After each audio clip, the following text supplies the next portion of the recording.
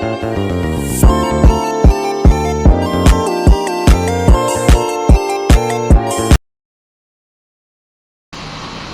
teman-teman, Assalamualaikum warahmatullahi wabarakatuh. Perkenalkan, nama saya Nureni Auluddin dengan NIM 220404502011 dari jurusan Psikologi Pendidikan dan Bimbingan. Nah, pada video kali ini untuk memenuhi UTS Psikologi Konseling dengan dosen pengampu Bapak Dr. Abdullah Sindring MPD dan Bapak Sulfikri SPD MPD. Pada UTS Psikologi Konseling ini yaitu komunikasi dan perilaku verbal dan nonverbal. Komunikasi verbal adalah bentuk komunikasi yang melibatkan penggunaan kata-kata untuk menyampaikan pesan baik secara lisan maupun tulisan. Ini adalah cara utama manusia berinteraksi dan berkomunikasi satu sama lain. Adapun beberapa aspek penting dalam komunikasi verbal. Yang pertama, bahasa. Bahasa adalah alat utama dalam komunikasi verbal. Bahasa bisa bervariasi dalam bentuk lisan seperti berbicara atau tulisan seperti menulis. Penggunaan bahasa yang tepat sangat penting untuk memastikan pesan tersampaikan dengan jelas dan tepat. Yang kedua, pemilihan kata-kata yang tepat sangat penting dalam komunikasi verbal. Kata-kata harus sesuai dengan konteks dan budaya agar pesan dapat diterima dengan baik oleh penerima. Yang ketiga, cara pengucapan, intonasi, dan nada suara juga mempengaruhi bagaimana pesan itu diterima. Pengucapan yang tepat dapat meningkatkan kejelasan pesan. Yang keempat, struktur kalimat. Bagaimana kalimat disusun juga mempengaruhi kejelasan pesan. Kalimat yang terstruktur dengan baik akan lebih mudah dipahami oleh penerima. Yang kelima, interaksi. Komunikasi verbal juga melibatkan interaksi antara pengirim dan penerima pesan. Ini termasuk mendengarkan, bertanya, dan memberikan umpan balik. Yang keenam, konteks yang dimana komunikasi verbal terjadi dapat mempengaruhi arti dari pesan. Misalnya, kata-kata yang sama dapat memiliki arti yang berbeda tergantung pada situasi, nada suara, dan hubungan antara pembicara. Komunikasi verbal yang efektif memerlukan kemampuan untuk memilih kata-kata yang tepat, menyusun kalimat dengan baik, dan memperhatikan reaksi penerima pesan. Contoh penerapan keterampilan komunikasi verbal. Halo, apa kabar Reva? Siap untuk kuliah hari ini, Reva? Iya, halo, ini alhamdulillah baik. Iya, sudah siap Kak. Kalau kau ya? Siap Kak. Agak grogi Kak sih, karena baru pertama kali masuk kuliah dan juga rasanya kayak belum siap sekali Kak, dan takut Kak dengan desainnya. Oh, tenang Kak saja. Pasti kalau bakal lancar. Bisa kita kayak saling bantu kalau ada yang belum dimengerti. Karena juga sempat Kak baca-baca materinya dan ternyata tidak terlalu susah gitu. Iya, makasih banyak Kak Reva sudah membantu Kak. Kayaknya memang butuh sekali Kak ini dukungan dengan teman dan lagi semangat Kak lagi. Iya, ini pasti kan sebagai teman juga harusnya saling bantu kita. Kalau untuk materi hari ini sudah kamu baca-baca? Sudah iya, tapi sedikit dan belum paham betul Kak. Terus toh mungkin nanti pas di kelas bisa Kak lebih mengerti kalau dijelaskan secara langsung. Oke deh, ini nanti kalau ada yang kurang jelas bisa Ki mungkin tanyakan sama-sama. Nah, kan belajar Ki buat paham materi, bukan cuma buat sekedar menghafal gitu. Benar sekali Reva, penting sekali buat paham secara betul-betul. Makasih Reva sudah mau bantu Kak. Iya, ini sama-sama. Kan kita satu kelompok, jadi kita juga tuh. Iya. Siap kok buat presentasi besok? Iya, sudah siap, tinggal memperdalam materi lagi. Kalau kau yang sudah nih? Iya, selesai mah juga, tapi mungkin kalau butuh kok bantuan bisa aja bantu kok sih, dan bisa Ki latihan sama-sama juga kalau mau kok. Wah, makasih banyak ya Reva, memang kau terbaik sekali. Iya, ini sama-sama, kan bisa kita saling support kok.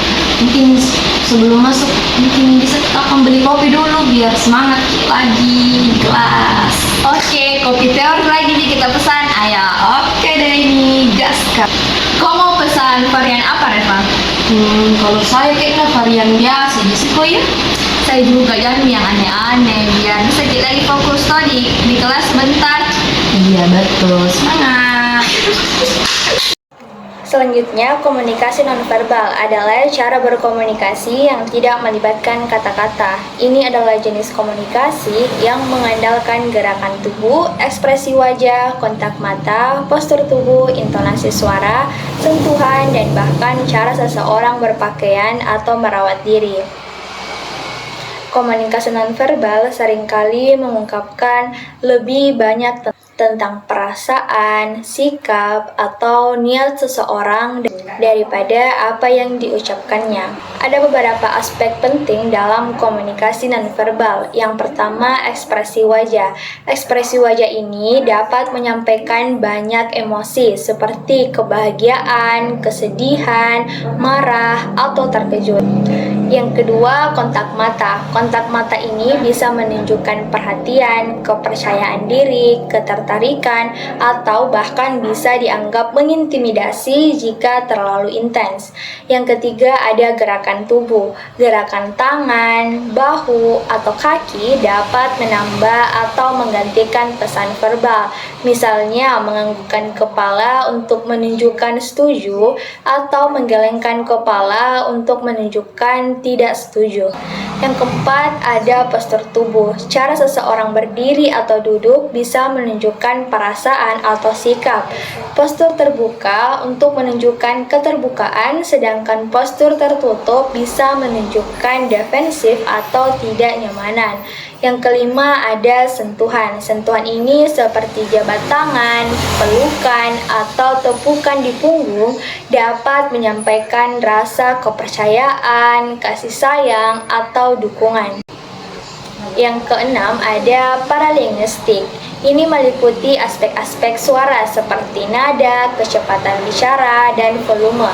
Cara seseorang mengucapkan sesuatu dapat mempengaruhi bagaimana pesan tersebut diterima. Yang ketujuh, yaitu penampilan. Cara seseorang berpakaian atau merawat diri juga dapat memberikan informasi tentang kepribadian atau status sosial mereka. Komunikasi nonverbal sering terjadi bersamaan dengan komunikasi verbal dan dapat memperkuat atau bertentangan dengan pesan yang disampaikan secara lisan. Oleh karena itu, penting untuk memperhatikan semua aspek komunikasi ini untuk memahami pesan secara keseluruhan. Nah, saya akan menampilkan video mengenai contoh komunikasi nonverbal dengan teman.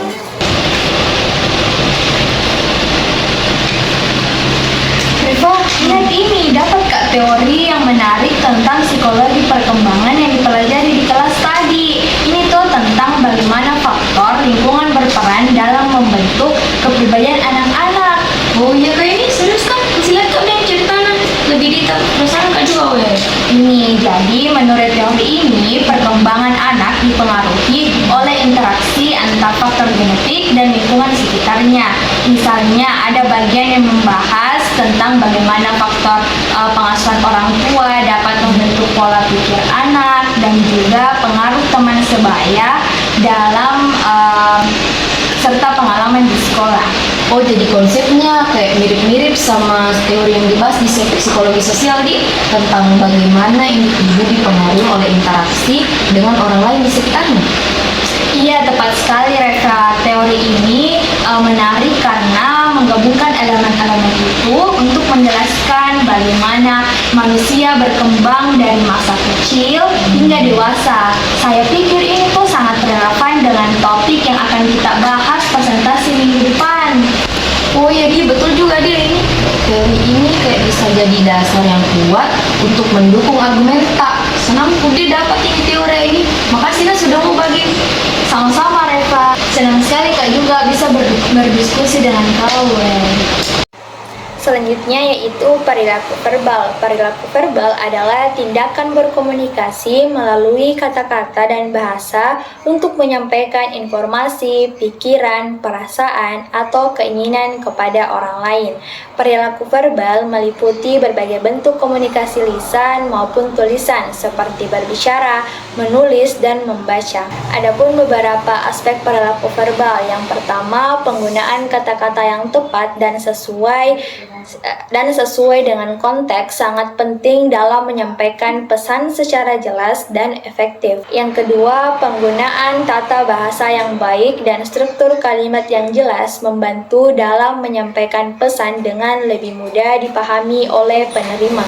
Yang ketiga, dalam komunikasi lisan, nada suara dan intonasi dapat memberikan nuansa dan emosi tertentu pada pesan yang disampaikan. Yang keempat, yaitu kemampuan untuk beradaptasi dengan situasi dan konteks komunikasi, seperti beralih antara bahasa formal dan informal sesuai dengan situasi. Penting dalam perilaku verbal. Yang kelima, yaitu mendengarkan secara aktif.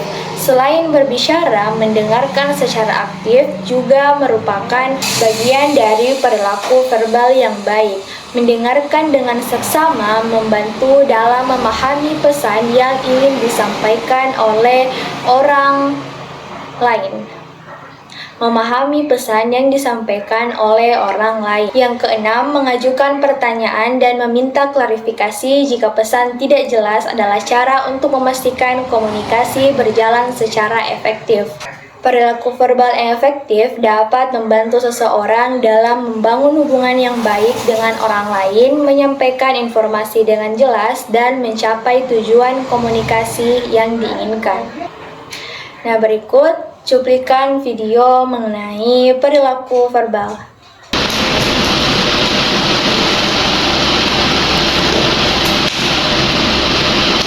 Halo Reva, sudah lama kita ketemu Dek. Bagaimana kabarmu?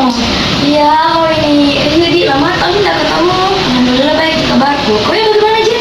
Alhamdulillah juga baik. Sudah masuk lagi di semester baru ini Dek. Sudah ada nih mata kuliah yang menurutmu menarik? Sejauh ini kayaknya belum ada video yang terlalu menarik. Tapi kayaknya ada satu mata kuliah yang kayaknya bakalan seru nanti. Apa lagi namanya Di? Kalau nggak salah kayaknya pribadi sosial. Iya, pribadi sosial. Terus bilang juga orang desain pengampunya itu kayak desain pengampunya itu toh bagus Ki. Dek, keren sekali Dek. Saya juga tertarik sama mata kuliahnya itu. Mungkin nanti bisa kita saling sharing materinya. Siapa tahu bisa kita saling membantu dan memahami konsep-konsepnya toh. Oh iya Di, pasti ini kayak gini. Oh iya, sudah mau dengar belum kabar tentang tugas besar dari mata kuliah apa itu teman-teman? Oh ya, mata kuliah statistika terapan. Belum piwe, apa memang tugasnya? Katanya toh harus membentuk kelompok dan melakukan penelitian lapangan tentang penggunaan data statistik dalam kehidupan sehari-hari. Saya juga masih bingung ini sih siapa yang mau ajak berkelompok. Wah, kedengarannya kayak menantang sekali Di tugasnya. Tapi tenang nih Reva, kita bisa buat kelompok sama-sama kalau Selanjutnya yaitu perilaku nonverbal. Perilaku nonverbal adalah cara seseorang berkomunikasi tanpa menggunakan kata-kata. Ini termasuk gerakan tubuh, ekspresi wajah, nada suara, kontak mata, postur tubuh, dan penggunaan ruang. Beberapa aspek perilaku nonverbal. Yang pertama, gerakan tubuh meliputi gerakan tangan, kaki, atau tubuh yang dapat mengomunikasikan emosi atau niat tertentu. Yang kedua yaitu ekspresi wajah. Ekspresi wajah ini adalah salah satu bentuk komunikasi nonverbal yang paling jelas dan universal. Misalnya, senyuman menunjukkan kebahagiaan, sedangkan alis yang terangkat naik menunjukkan kejutan. Yang ketiga yaitu kontak mata. Kontak mata dapat menunjukkan minat, perhatian, atau bahkan tantangan. Lama kontak mata dan intensitasnya dapat memberikan makna yang berbeda. Berikut saya akan menampilkan video mengenai komunikasi nonverbal.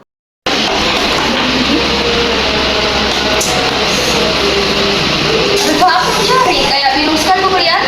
Ini weh, pulpenku betul di mana aku simpan? Oh, kayaknya tadi tuh aku lihat di dalam kamarmu pas mau simpan tas. Oh iya kan? Tunggu paling dulu aku cari deh di kamar tuh. Iya Reva. Tunggu nah. Oke.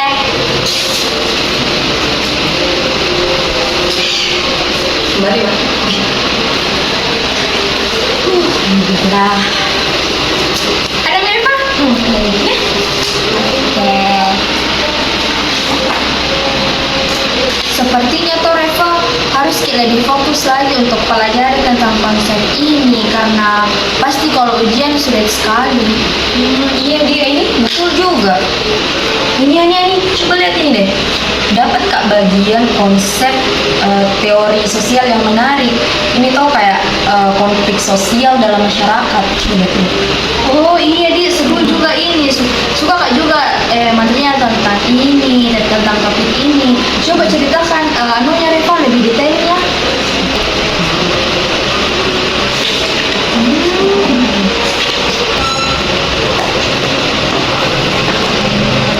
Kayaknya lama ini belajar kayak ini. Iya Reva, mau ke istirahat sebentar Reva, capek Kak juga iya. Mungkin iya, tapi tergantung kau Ji. Bisa mungkin nanti atau besok pagi kayaknya Di. Iya Reva, bagaimana kalau kita istirahat sebentar, kemudian lanjut lagi setelah makan malam? Kayaknya ide yang bagus nih. Oke deh, ini makasih nah. Sama-sama Reva, ayo pagi kita siapkan makan malam, baru kita lanjutkan lagi nanti. Oke deh Aini. Ayo. Ayo